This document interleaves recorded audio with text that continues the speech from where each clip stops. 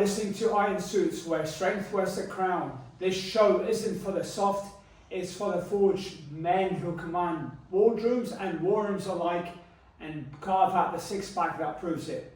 If that's you, welcome to the table. Guys, welcome back. I am your host, Marwan Killu. Today's episode, we're going to be talking about why CEOs don't see results in the gym. Okay. So I want to cut through the noise first of all. You're the CEO, you drive the car. And by the way, if you can see the trays, for those guys on YouTube, if you're wondering why I've got trays on my windowsill, it's because I've got a big 30-kilogram dog who gets very, very excited when he sees people come to the house. And so he jumps with all four paws on the window. And I don't want him to the window starts to shake, and I don't want to be left with a very expensive bill to replace the windows, nor do I want to be left with a very expensive bill to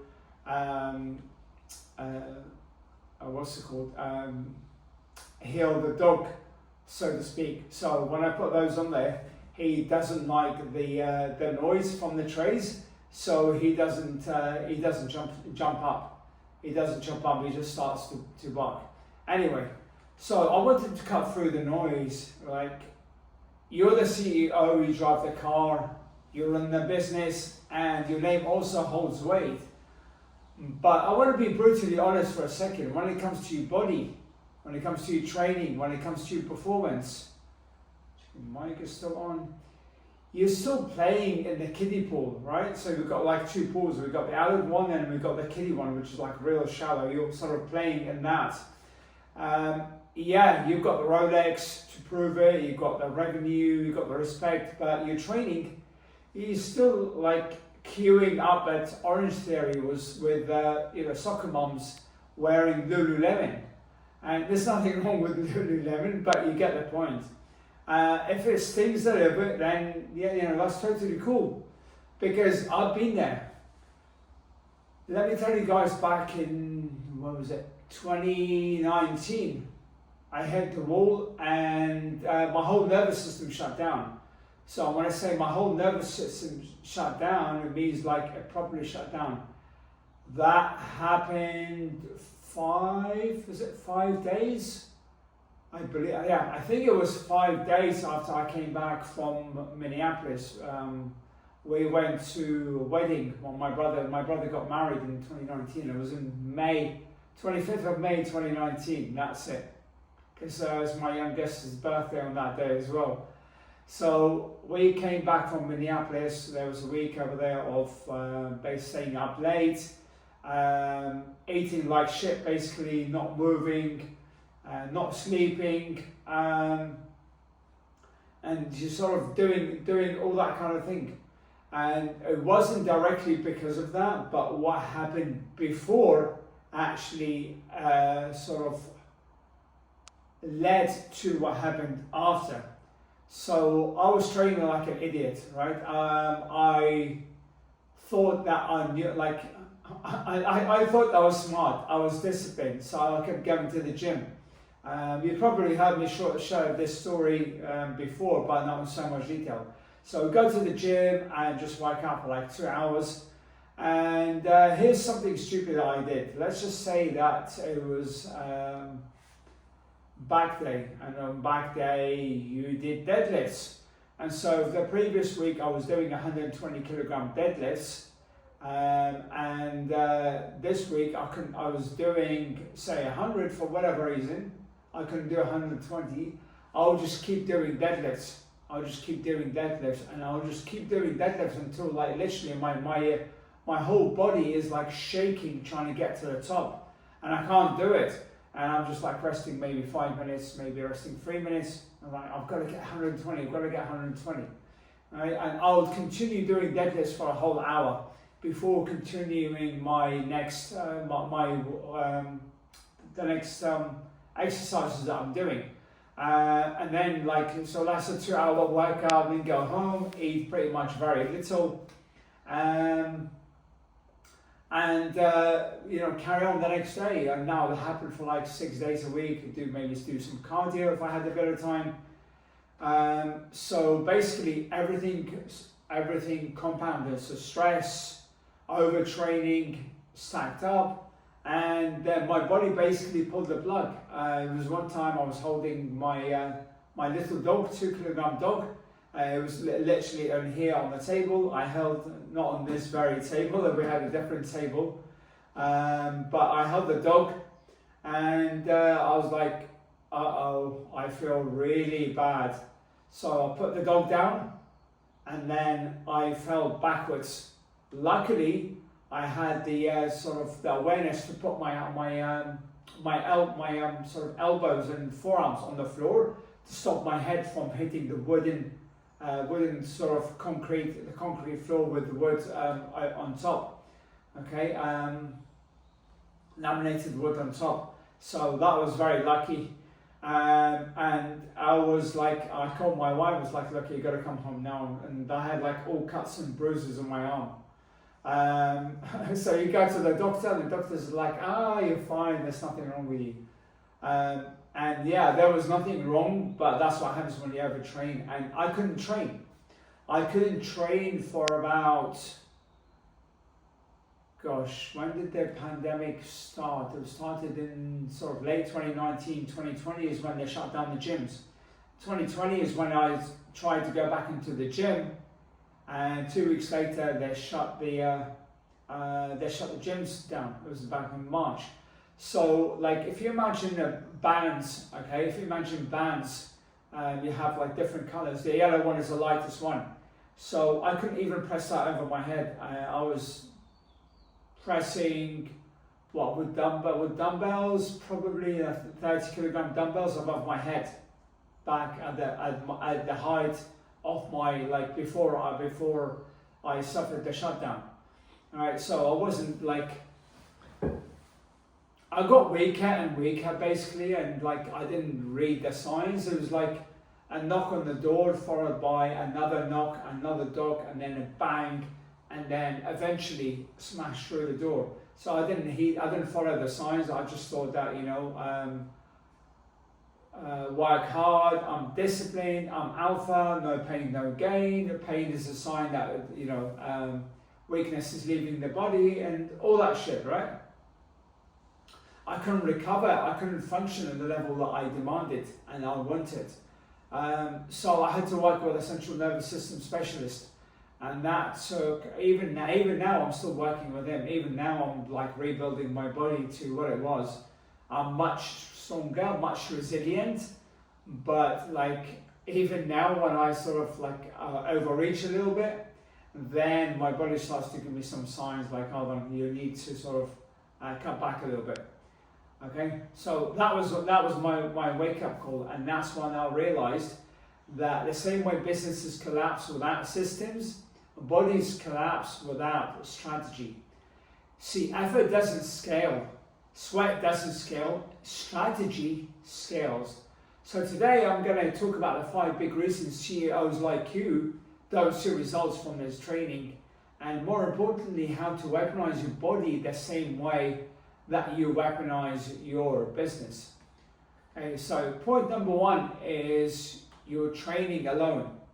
Okay, you wouldn't build a business by yourself in isolation, right? You don't just sit in your office, throw spaghetti at the wall, and then hope that it runs the company. But when it comes to training, this is how CEOs try and do it. They step into the gym with no roadmap, no progression, just random workouts from YouTube, or some influencer with a ring light and a 6-pack, maybe some 20-year-old influencer on TikTok or Instagram, okay, who's got a 6-pack and he's got thousands and thousands of followers. So you think, oh, okay, yeah, good result. Maybe he's got lots of followers, so I'm just gonna, because he's got lots of followers, I'm gonna follow his workouts. That's not training, that's exercise roulette, and roulette doesn't scale, okay? You might feel like you're doing something, you might sweat, burn a few calories, get a pump, but feeling busy is not the same as being productive. And that's the same trap CEOs rip apart in business. But for some reason, they tolerate it in training. Here's the truth. If your training has got no system, no progression, no feedback loop, it's dead on arrival, right? So a lot of people tell me, well, I'll build a business, but building a business and knowing shit when it comes to your body are completely different. Okay, you don't know what you don't know, and that's why there are people who do specialist jobs. Like you might listen to the odd podcast, you might watch a few YouTube videos and get some points here and there. Okay, but it's not the entire puzzle.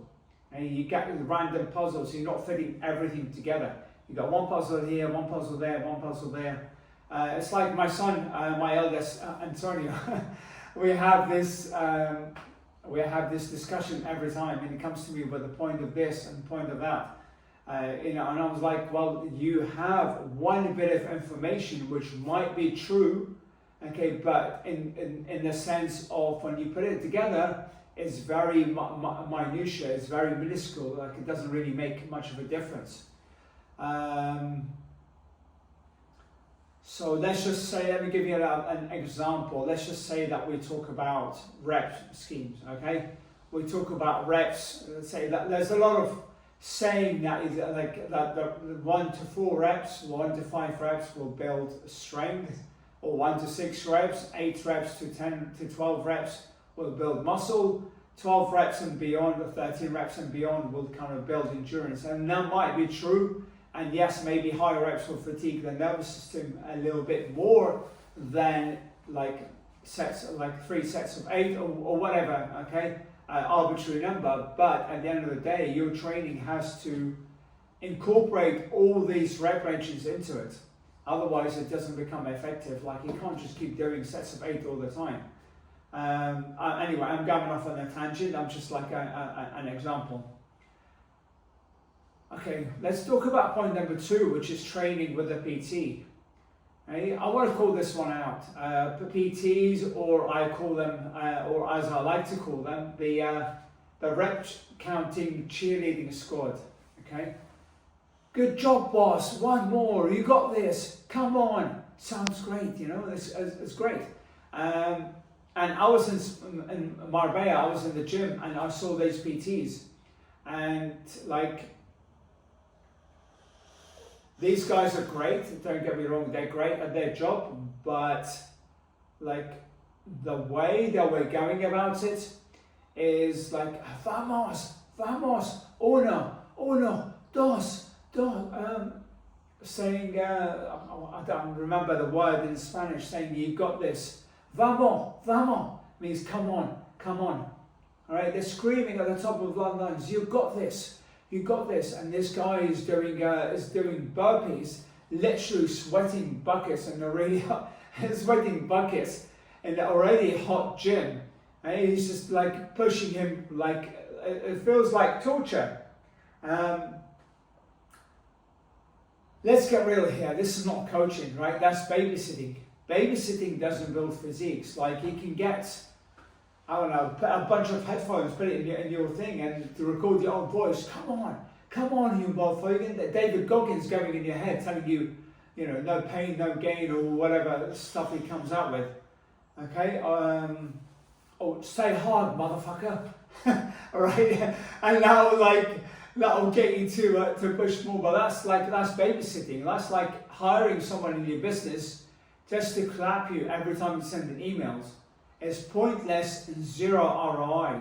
So when the PT screams one more, like it doesn't understand your lifestyle. They don't build systems around your stress, your recovery, your business dinners, your flights. They're glorified motivators. And you as a CEO, you don't need motivation. You already have discipline. What you need is precision, intelligence, and strategy.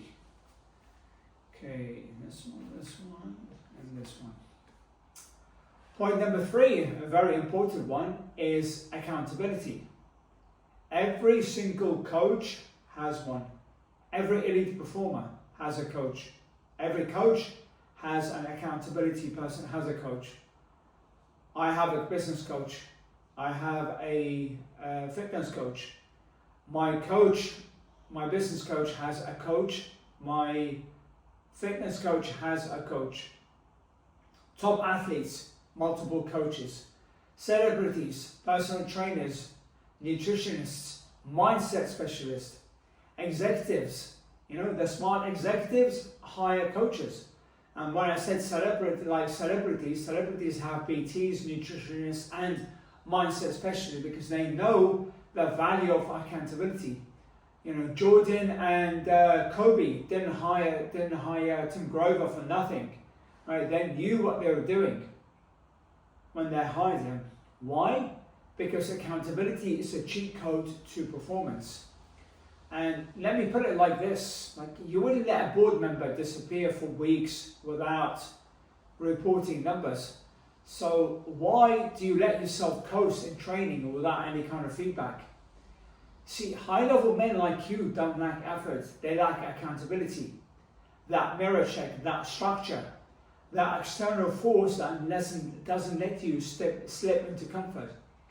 Because if we're honest, if you're left to your devices, you're going to rationalize skipping workouts, slacking on nutrition, or catching up later. And that's the exact reason why your body stays stuck. See, with my coach, I send him my pictures every single Friday. Every single Friday, I check in with him.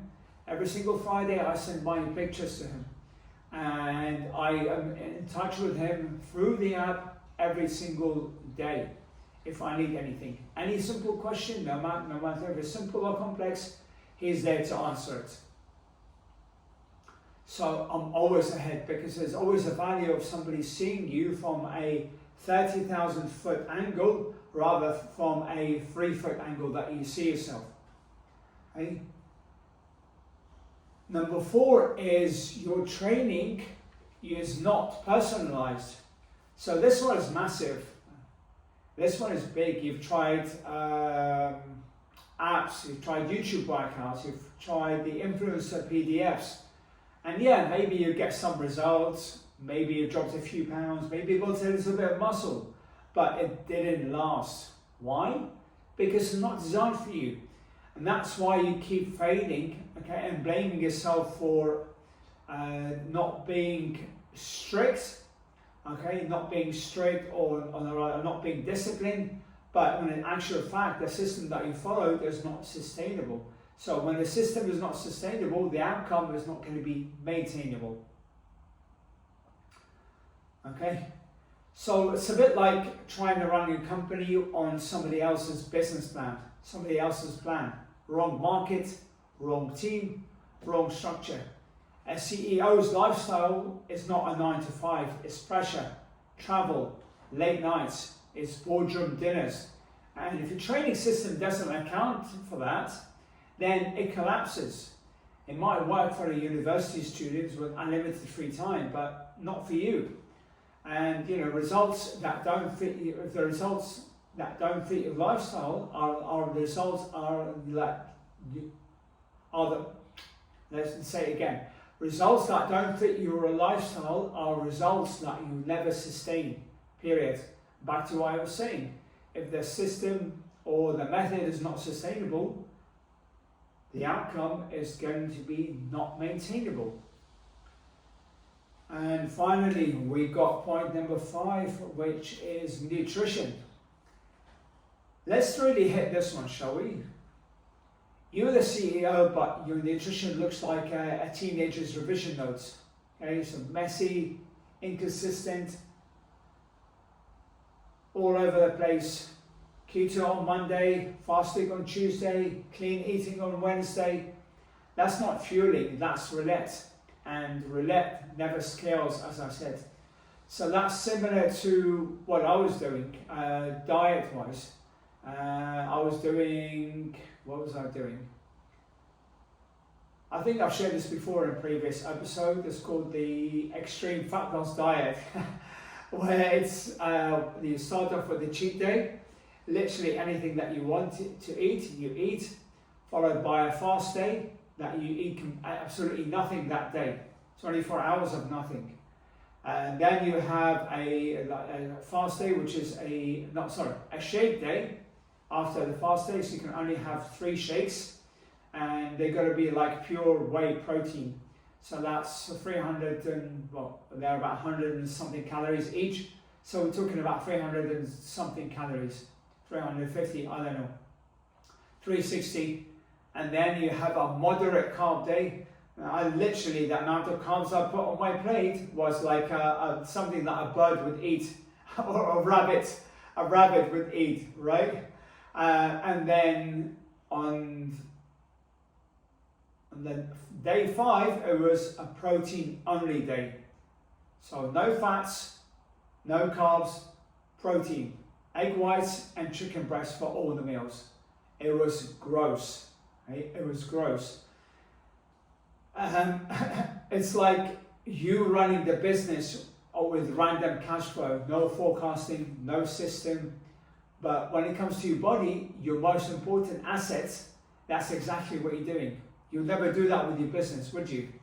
And that's something that I did before, and that's something that you're probably doing with your nutrition, or something that you are doing with your nutrition. Here's the reality: your energy is your equity, and if you gamble it away with messy nutrition, you're burning the very currency that builds your empire. Here's the bottom line, guys. You built your business by refusing to settle for average systems, average people, average execution. So why the fuck are you tolerating average training? Why are you settling for Orange Theory circuits, rep counting cheerleaders, or YouTube roulette? That's not CEO behavior, that's follower behavior. And deep down, you know it. You can be a CEO whose body collapses under pressure, or the CEO who commands respect the second he walks into the room. You can be the man who gambles his health, or the man that weaponizes it. The choice is yours. But if you're ready to build this body that matches your empire that you built, inside a system that's engineered for high-level men like you, then it's time to talk. That's all I have for now. Have a great day. Make sure you share this episode with another man who's comfortable, because, as I keep saying, steel sharpens steel, or iron sharpens iron. And subscribe to the show, because you know you need this kind of thunder every single time. Alright guys, we'll talk to you later. Bye for now.